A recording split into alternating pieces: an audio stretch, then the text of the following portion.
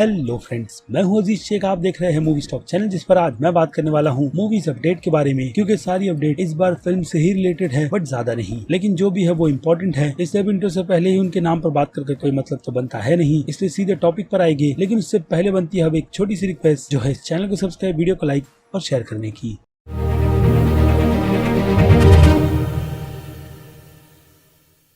So friends, तो सबसे पहले शुरुआत कर लेते हैं कुछ फिल्मों की डिले से। हाँ, पता है बैड न्यूज है, लेकिन अब जबकि अपडेट निकल कर आए हैं तो उस पर बात भी करना बनता ही है। तो यहाँ पर सबसे पहले डिले की बात करते हैं, जो कि पैरामाउंट स्टूडियो की 2 फिल्मों के प्रोजेक्ट के निकल कर आए हैं, जिनमें सबसे पहला प्रोजेक्ट या फिर कहूँ हिसाब से काफी बड़ा project transformer rise of the beast अब ऑफिशियली नेक्स्ट ईयर रिलीज नहीं होने वाली, जिसकी ऑफिशियल रिलीज डेट 24 जून ईयर 2022 की कंफर्म की गई थी। बट अनफॉर्चुनेट इस फिल्म ने अब पूरे 1 साल का डिले लिया है, जिसे ऑफिशियली अब 9 जून ईयर 2023 के लिए कंफर्म कर दिया गया है। और इसके पीछे का रीजन क्या है, फिलहाल तो उसकी मेरे पास ऐसी कोई भी अपडेट नहीं है, क्योंकि इस फिल्म का प्रोडक्शन ऑफिशियली खत्म हो गया था, जिसकी अपडेट अक्टूबर के मंथ में निकल कर आई थी इसी साल। लेकिन हो सकता है कि अब दूसरा काम फिल्म के VFX और कुछ और शॉट्स का हो, यानी कि कुछ रीशूट्स का, जिनमें चेंजेस कर पैरामाउंट स्टूडियो इस फिल्म के यूनिवर्स को बहुत ही अच्छी तरीके से बिल्ड करना चाहता होगा। इसलिए शायद इतना लंबा गैप यानी कि लंबा डिले इस फिल्म को दिया गया है। और अगर आपको इस फिल्म की ऑफिशियल रिलीज डेट पर एक और फिल्म याद होगी, तो जी हाँ, वो फिल्म भी पैरामाउंट स्टूडियो के यूनिवर्स की स्टार ट्रैक की फिल्म थी, यानी कि स्टार ट्रैक 4, जिसे पहले नोआ हॉलैंड डायरेक्ट करने वाले थे। बाद में उस प्रोजेक्ट को ही पूरी तरीके से स्क्रैप कर मार्क शाकमैन को कुछ रूमर के अकॉर्डिंग बिल्कुल ही अलग प्रोजेक्ट दिया गया है, जिन्होंने रिसेंटली MCU की वांडा विजन की सीरीज को डायरेक्ट किया है। तो अब उनकी तरफ से स्टार ट्रैक के प्रोजेक्ट को आगे बढ़ाया जा रहा है, जिसमें सभी पुरानी कास्टिंग रिटर्न आने वाली है। और इस फिल्म की अब ऑफिशियल रिलीज डेट की बात करें तो ये फिल्म अपनी ऑफिशियल रिलीज से हटकर कुछ ही महीनों के डिले पर आई है, यानी कि साल 2023 का ही है, लेकिन मंथ दिसंबर का है और तारीख 22 की, जो इस फिल्म के लिए ज्यादा लंबा बिल्कुल भी नहीं, लेकिन फिर भी डिले तो हुआ ही है, जिससे फैंस अपसेट है।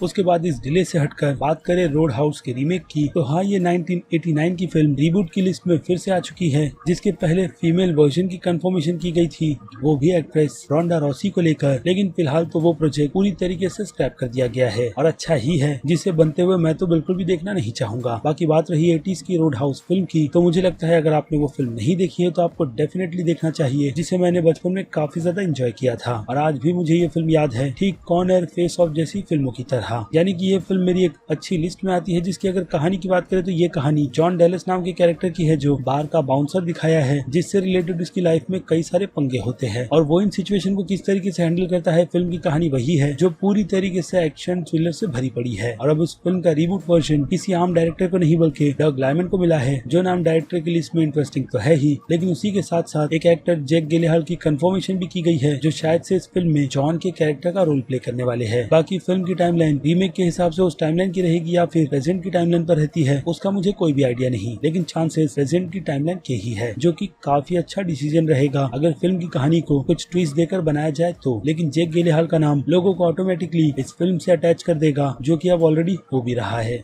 इसके बाद बात करें जुरासिक वर्ल्ड के यूनिवर्स की अपकमिंग सबसे बड़ी फिल्म डोमिनियन की, तो फिल्म के डायरेक्टर कॉलिन ट्रेवरो की तरफ से इस फिल्म का फाइनल अपडेट दे दिया गया है उनके ट्विटर अकाउंट से, कि फाइनली इस फिल्म का प्रोडक्शन उन्होंने काफी मेहनत और कई सारी प्रॉब्लम्स होने के बावजूद भी डन कर लिया है। यानी कि ये फिल्म पूरी तरीके से रेडी हो गई है, जिसमें बाकी दूसरा कोई भी छोटे से छोटा काम नहीं बचा। जी हाँ, ये फिल्म पूरी तरीके से बनकर रेडी है थिएटर में रिलीज होने के लिए, जिसकी ऑफिशियल रिलीज डेट की बात करें तो ये फिल्म नेक्स्ट ईयर 10 जून के दिन रिलीज की जाएगी, जिसके एक हफ्ते के गैप में पिक्सर की बस लाइटईयर यानी कि लाइटईयर फिल्म को भी रिलीज किया जाएगा। और इस फिल्म का टीजर फिल्म के रिलीज से कई महीने पहले ही रिलीज कर दिया गया है, और इस केस में फैंस अब जुरासिक वर्ल्ड डोमिनियन का भी ट्रेलर चाहते हैं, जो मुझे नहीं लगता है कि इस साल आना चाहिए, क्योंकि फिल्म की रिलीज को अच्छा खासा टाइम है, यानी कि जनवरी का मंथ या फिर उसके मिड या फिर एंड का काफी बेटर रहेगा इस फिल्म के पहले टीजर का। उसके बाद फिल्म के 4 महीने पहले फिल्म का एक ऑफिशियल ट्रेलर रिलीज होना चाहिए। उसके पहले कोई भी ट्रेलर रिलीज ऐसी बड़ी फिल्म के लिए मुझे नहीं लगता है कि नेसेसरी है, लेकिन अब मर्जी स्टूडियो की है कि उनका टेक इस फिल्म के प्रमोशन को लेकर अब कैसा रहता है, क्योंकि जैसे कि मैंने कहा, ये फिल्म ऑफिशियली पूरी तरीके से डन है और अपने रिलीज के रेडी का वेट कर रही है। जिससे हटकर अब सीधे आ जाते हैं अगली अपडेट पर, जो कि एक इंटरव्यू है ऑब्वियसली हेनरी कैल्वी का, जिसमें हाँ सुपरमैन की बात तो उन्होंने की ही है, साथ ही साथ एक और नाम मार्वल की कॉमिक बुक के कैरेक्टर कैप्टन ब्रिटेन का भी निकल कर आया था, जिस रोल के आइडिया को लेकर हेनरी कैल्वी भी पूरी तरीके से प्रिपेयर है। और उन्होंने ये बात बहुत ही अच्छी तरीके से क्लियर कर दी है कि अगर उन्हें MCU के यूनिवर्स में किसी कैरेक्टर का रोल प्ले करने के लिए बुलाया गया तो वो कैप्टन ब्रिटेन का नाम सबसे पहले आगे रखेंगे, जिसकी टाइमलाइन को वो पास में नहीं बल्कि MCU की प्रेजेंट की टाइमलाइन में चाहते हैं। हालांकि कैप्टन ब्रिटेन का ईस्टर एग हमने Avengers Avengers end game film में बहुत ही अच्छी तरीके से देखा है, जिस कैरेक्टर ने कहीं न कहीं पैगी कार्टर के साथ 70s के टाइम पर काम किया है। और बात रही कैप्टन ब्रिटेन के फीमेल वर्जन की, तो व्हाट इफ की सीरीज में पैगी कार्टर के फीमेल वर्जन को ऑलरेडी हमारे सामने इंट्रोड्यूस करवा दिया गया है। और अगर मैं पर्सनली कहूँ तो मुझे चांसेस एमसीयू के यूनिवर्स में कैप्टन ब्रिटेन के आने के फिलहाल तो जल्दी नहीं लग रहे। और हेनरी कैविल जैसा काफी बड़ा नाम अगर इस कैरेक्टर का रोल प्ले करेगा तो फिर डीसी फैंस के बीच में कंपटीशन का लेवल और भी काफी ज्यादा बढ़ जाता है। यानी उनकी कंपैरिजन इस कैरेक्टर को लेकर जो सुपरमैन के साथ होगी वो बिल्कुल भी जस्टिफाई नहीं है। और ये चीज मुझे लगता है एमसीयू की तरफ से भी बहुत ही अच्छी तरीके से समझी जा सकती है, जो इतनी बड़ी गलती कर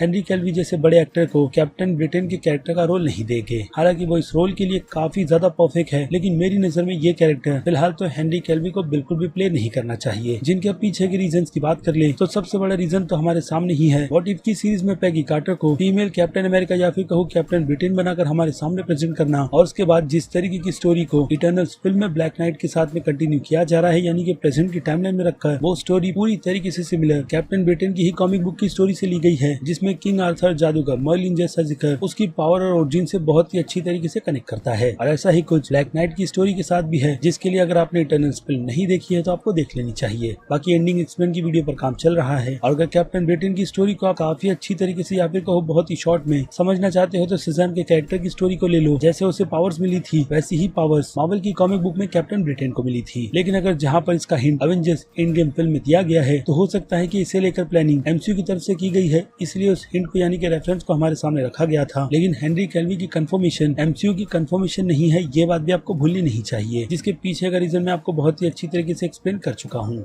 उसके बाद बात कर ले फिर से एमसीयू के यूनिवर्स की ही आ रही अपकमिंग फिल्म कैप्टन अमेरिका 4 की। आज जिसमें हम इस बार क्रिस इवान को नहीं बल्कि एंथोनी मैकी को देखने वाले हैं, जिसने कैप्टन अमेरिका की शील्ड और नाम नए कॉस्ट्यूम के साथ falcon and the winter soldier की सीरीज में अडेप्ट कर लिया था। लेकिन उसके बाद एक रूमर या फिर कह लो कई बड़ी बड़ी वेबसाइट्स की तरफ से कंफर्मेशन निकल कर आई है, जो कि अब ऑफिशियली इस फिल्म के साथ में जुड़े हुए प्रोड्यूसर की तरफ से भी कंफर्म कर दिया गया है कि कैप्टन अमेरिका 4 को लेकर यानी कि इसके प्रोजेक्ट को लेकर काम चल रहा है, और उसकी प्रेजेंटेशन भी बहुत ही खूबसूरती से फैंस के सामने रख दी जाएगी, जिसमें एंथोनी मैकी या फिर कहूँ सैम विल्सन के फिल्म के वर्जन से प्रूव कर दिखाएगा कि वो कैप्टन अमेरिका बनने के लायक है भी या नहीं। क्योंकि सबसे पहला रीजन तो यही है कि सैम ने किसी भी तरीके का सुपर सोल्जर सीरम नहीं लिया है, जिस काम को सीरीज में यूएस सोल्जर ने कर दिया है। लेकिन अगेन सैम ने बिल्कुल भी नहीं, जिसमें प्रोड्यूसर्स की तरफ से जो डिटेल या फिर कहूँ हिंट प्रोड्यूसर्स की तरफ से दिए गए हैं फिल्म के 4th पार्ट को लेकर, वो हिसाब से काफी ज्यादा इंटरेस्टिंग है। क्योंकि प्रोड्यूसर का यही कहना है कि ये कैप्टन अमेरिका का एक ऐसा अलग वर्जन है जो स्टीव रॉजर की राह पर तो चलेगा, लेकिन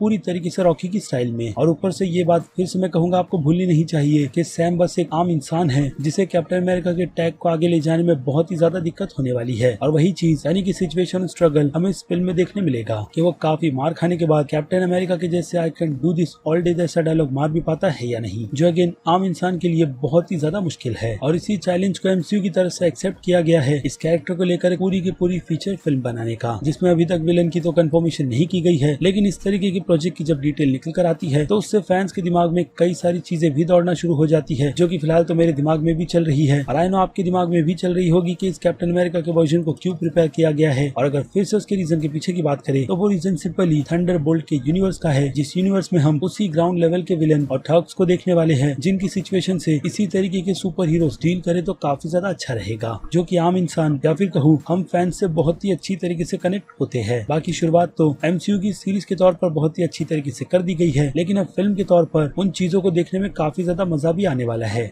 और फिर आखिरी अपडेट की बात करें तो ये अपडेट भी एमसीयू के यूनिवर्स की film doctor strange in the multiverse of madness से रिलेटेड है, जिस फिल्म को डिले तो नहीं किया गया। इट मींस कि ये फिल्म अब भी नेक्स्ट ईयर 6 मई की ही रिलीज पर है। लेकिन इस फिल्म से रिलेटेड जो प्रॉब्लम है वो है इस फिल्म के रीशूट्स की, जिन्हें हॉलीवुड रिपोर्टर वालों की तरफ से कंफर्म करते हुए यही बात हमारे सामने रख दी गई है कि इस फिल्म के रीशूट्स पूरे 6 हफ्ते के हैं, यानी कि हफ्ते में 6 दिन इस फिल्म के शूट्स चलने वाले हैं, जो पूरे इस साल चलेंगे। और ये कोई छोटी मोटी बात नहीं, क्योंकि इतने बड़े रीशूट से एक ही बात सामने निकल कर आती है कि फिल्म की स्टोरी में मेजर चेंजेस किए गए होंगे, क्योंकि इतने बड़े शूट्स फिल्म के 50% के होते हैं जब भी फिल्म की स्टोरी में कुछ भी चेंजेस किए जाने होते हैं तो। लेकिन एमसीयू की तरफ से उस पर भी स्टेटमेंट निकल कर आया है इसी बात को लेकर कि फैंस बिल्कुल भी टेंशन ना ले, सैम राइमी का वर्क इस फिल्म को लेकर काफी ज्यादा अच्छा है, लेकिन जो रीशूट्स किए जा रहे हैं वो फिल्म की स्टोरी को लेकर नहीं, बल्कि जो अब भी उसी पुरानी स्टोरी लाइन पर ही चलेगी, लेकिन कुछ और मेजर चेंजेस और अच्छे एक्शंस को शूट करने के लिए फिल्म को फिर से रीशूट पर डाला गया है, जिसमें डायरेक्ट वालों की भी रिपोर्ट है कि ये रीशूट्स फिल्म में काफी बड़े बड़े मेजर कैमियो के लिए शूट किए जा रहे हैं, जिनकी गिनती कितनी होगी उसका मुझे कोई भी आइडिया नहीं। लेकिन फिर से डायरेक्ट वालों की रिपोर्ट पर आए तो उनकी रिपोर्ट में इस कैमियो से लेकर यही बात कही गई है कि उस टाइम पर शेड्यूल उन सभी एक्टर्स को लेकर बिल्कुल भी नहीं हो पा रहा था, जो कि अब फाइनली उन्हें मिल गया है। इसलिए उनके मेजर पोर्शंस को फिल्म के लिए अलग से शूट कर फिल्म की स्टोरी में ऐड करवा दिया जाएगा। अब जब किसी जिक्र कैमियो का किया जाता है तो फैंस की कई सारी थियरी भी निकल कर आ जाती है, खास करके एक्समैन के यूनिवर्स से रिलेटेड, जिस पर पहले भी मैं आपको डिटेल दे चुका हूँ। लेकिन याद रहे ये रिपोर्ट डायरेक्ट वालों ने कवर की है, एमसीयू के ऑफिशियल स्टेटमेंट में इसका जिक्र बिल्कुल भी नहीं किया गया, यानी कि दाल में सच में कुछ काला है। बाकी सभी फैंस को ये बात भी पता है कि ये फिल्म एमसीयू के यूनिवर्स की कितनी बड़ी इंपॉर्टेंट फिल्म है और इसके कंधों पर भी कितनी बड़ी जिम्मेदारी होगी, जिसकी कंटिन्यूएशन अगेन केविन फेगी की कंफर्मेशन के हिसाब से स्पाइडरमैन नो वे होम फिल्म के बाद की ही है। यानी कि उस फिल्म में जो भी इवेंट होने वाले हैं मल्टीवर्स से रिलेटेड, उसकी कंटिन्यूएशन हमें सीधे डॉक्टर स्ट्रेंज 2 फिल्म में देखने मिलने वाली है कि जो कोई भी प्रॉब्लम उस फिल्म में क्रिएट हुई है उसे किस तरीके से डॉक्टर स्ट्रेंज वांडा की मदद से हैंडल करेंगे या फिर उसके अगेंस्ट जाकर, क्योंकि कहीं ना कहीं इस फिल्म में विलन वांडा के कैरेक्टर को ही रूमर के तौर पर बताया गया है। लेकिन हो सकता है कि ये रीशूट्स वांडा के कैरेक्टर को पूरी तरीके से नेगेटिव से हटाकर पॉजिटिव साइड ले आए, क्योंकि एमसीयू के यूनिवर्स में कुछ भी इम्पॉसिबल नहीं। लेकिन अब देखना इंटरेस्टिंग ये भी होगा कि इतने बड़े रीशूट्स के बाद ये फिल्म टाइम पर अपनी ऑफिशियल रिलीज के लिए बिल्कुल भी रेडी होती है या नहीं। और ऐसे रीशूट्स सिर्फ एमसीयू के इसी प्रोजेक्ट के साथ नहीं बल्कि एमसीयू के बाकी दूसरे प्रोजेक्ट्स के साथ भी हो रहे हैं, जिनमें मिस मार्वल की सीरीज भी इंक्लूड होती है, जिससे रिलेटेड डिटेल मैं आपको ऑलरेडी दे चुका हूँ। बाकी THR वालों की रिपोर्ट की तरफ से उस लिस्ट में इन दोनों प्रोजेक्ट के अलावा कई सारे और प्रोजेक्ट भी है जिन्हें रीशूट पर डाला गया है, लेकिन क्लियरली उन सभी के नाम अभी कंफर्म नहीं किए गए, जिनमें बस अभी 2 ही नाम निकलकर सामने आ गए हैं। जिसे लेकर अब आपकी क्या राय है उस बारे में मुझे कमेंट करके जरूर बताइएगा। और हाँ, इन काफी कम और काफी बड़ी बड़ी अपडेट से भी, क्योंकि अब वक्त है वीडियो को यहीं पर खत्म करने का। आप ही की राय के साथ मैं हूँ अजीज शेख, आप देख रहे थे मूवी स्टॉक चैनल, जिसे अगर आपने अभी तक सब्सक्राइब नहीं किया है तो सब्सक्राइब कर लीजिए और बगल में बने हुए इस बेल आइकन के साथ साथ नोटिफिकेशन को भी ऑल पर क्लिक कर दीजिएगा। बाकी अब मैं मिलूंगा जल्दी आपसे दूसरी किसी वीडियो में किसी और फिल्म या फिर किसी और सीरीज के टॉपिक पर बात करते हुए। तब तक ले आप मेरे चैनल के बाकी दूसरे वीडियोस को भी एंजॉय कीजिए। Till then